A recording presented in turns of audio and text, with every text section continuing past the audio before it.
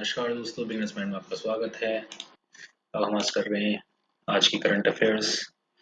Start करते हैं राष्ट्रीय से। प्रधानमंत्री नरेंद्र मोदी कल 2 दिन की भूटान यात्रा पर जाएंगे। प्रधानमंत्री नरेंद्र मोदी कल यानी कि आज 2 दिन की भूटान यात्रा पर जाएंगे। यात्रा के दौरान प्रधानमंत्री भूटान नरेश जिग्मे खेसर नामग्याल वांगचुक और भूटान के चौथे नरेश जिग्मे सियांगे वांगचुक से मुलाकात करेंगे। श्री मोदी भूटान के प्रधानमंत्री ताशेरिंग तोबगे से भी मिलेंगे। विदेश मंत्रालय ने कहा कि ये यात्रा सरकार की पड़ोसी प्रथम नीति को ध्यान में रखते हुए दोनों देशों के बीच नियमित उच्च स्तरीय संवाद का हिस्सा है।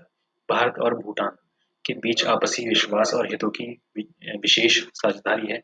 आध्यात्मिक विरासत और लोगों के बीच प्रागण संबंधों से दोनों देशों के बीच आपसी रिश्ते और मजबूत हुए हैं। प्रधानमंत्री की यात्रा के दौरान द्विपक्षीय और क्षेत्रीय हितों के मुद्दों पर विचार का आदान प्रदान होगा। एनआईए ने शौर्य चक्र विजेता कॉमरेड बलविंदर सिंह सेंधु की हत्या से संबंधित मामले में 2 आरोपियों की अचल संपत्ति कुर्क की है। राष्ट्रीय अन्वेषण अभिकरण एनआईए ने शौर्य चक्र विजेता कॉमरेड बलविंदर सिंह सेंधु की हत्या से संबंधित मामले में 2 आरोपियों की अचल संपत्ति कुर्क की है। प्रतिबंधित खालिस्तान लिबरेशन फोर्स केएलएफ के एजेंटों ने उनकी हत्या कर दी थी।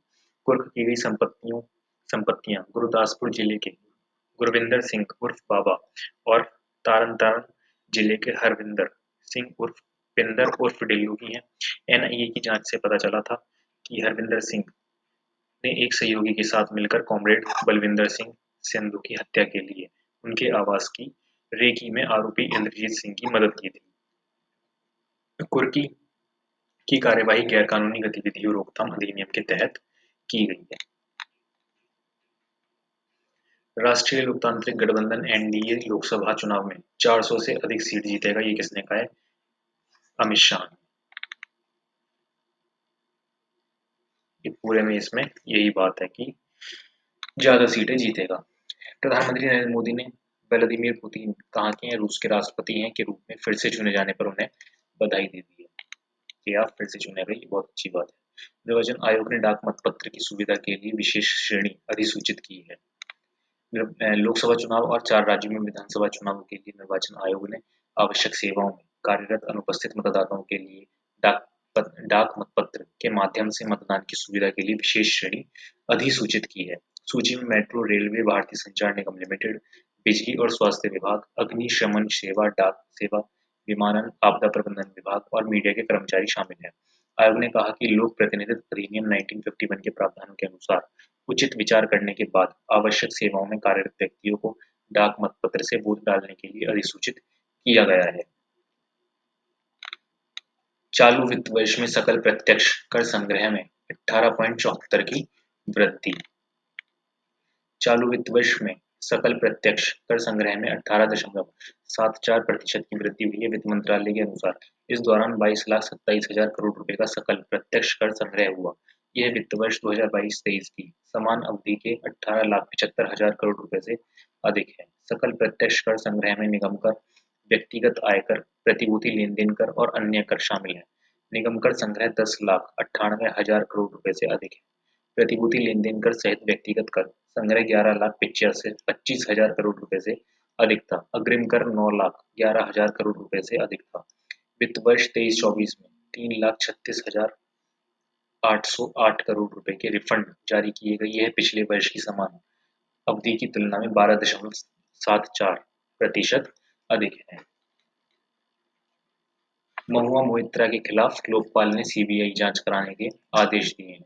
लोकपाल ने पैसे लेकर सवाल पूछने के मामले में पूर्ण तृणमूल टीएमसी पूर्व तृणमूल कांग्रेस सांसद महुआ मोइत्रा के खिलाफ केंद्रीय अन्वेषण ब्यूरो सीबीआई से जांच कराने के आदेश दिए हैं। लोकपाल ने अपने आदेश में कहा कि रिकॉर्ड पर यह दिखाई पड़ता है कि मोइत्रा के खिलाफ प्रथम दृष्टया पर्याप्त सबूत है। इनकी गहनता से जांच की जानी चाहिए।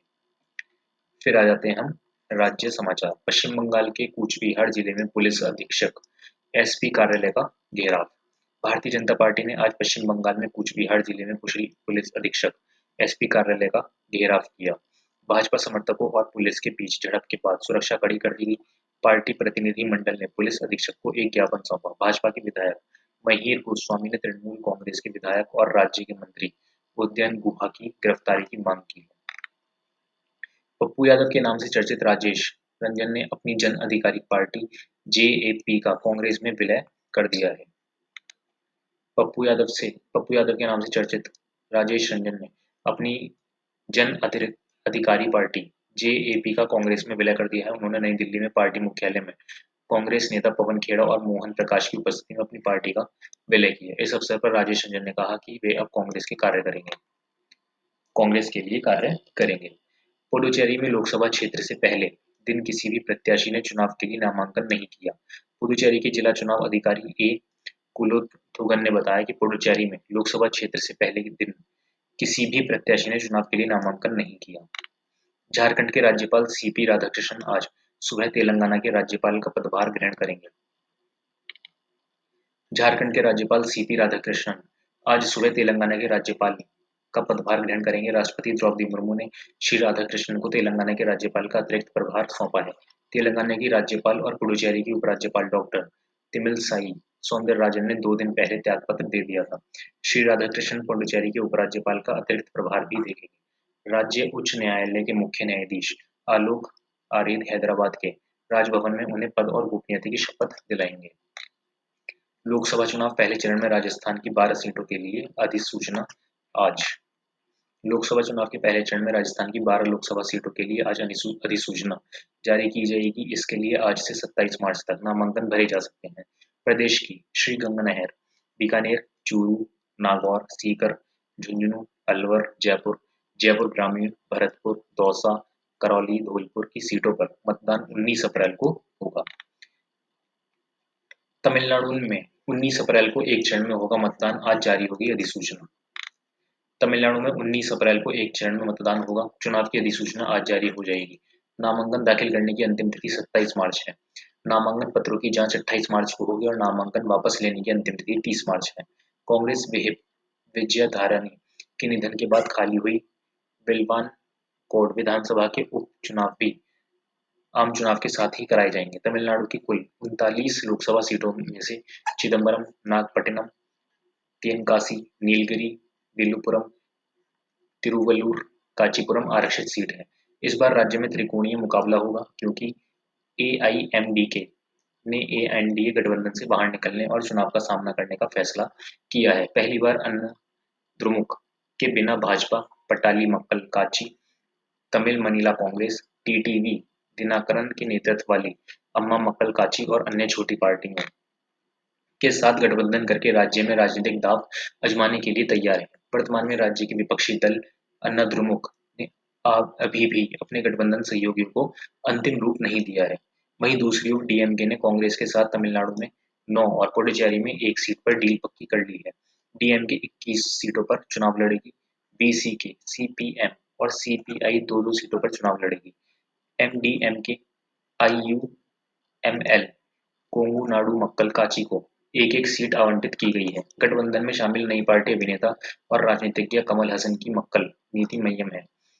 उन्होंने 2025 में अपनी पार्टी को राज्यसभा की 1 सीट देने की शर्त पर गठबंधन को समर्थन देने का वादा किया है। लोकसभा चुनाव त्रिपुरा में आज से नामांकन भरने का काम शुरू हो जाएगा। लोकसभा चुनाव के पहले चरण के लिए अधिसूचना जारी होने के साथ ही त्रिपुरा में आज से नामांकन भरने का काम शुरू हो जाएगा। उम्मीदवार अगले 7 दिनों के भीतर नामांकन भर सकते हैं। राज्य की 2 लोकसभा सीटों में से पश्चिम त्रिपुरा की 1 सीट के लिए 19 अप्रैल को चुनाव होगा और इसी के साथ हो जाते हैं हमारे करंट अफेयर्स समाप्त। हम मिलेंगे कल। बहुत जल्दी नए बैच आ रहे हैं, 2-3 बैच आ जाएंगे। एक रेलवे का आएगा, रेलवे के लगभग सारे स्टार्ट करेंगे पहले, ठीक है। तो चैनल के साथ जुड़े रहो और जिसने सब्सक्राइब नहीं करा है वो सब्सक्राइब कर लेना और अपने दोस्तों के साथ शेयर कर देना।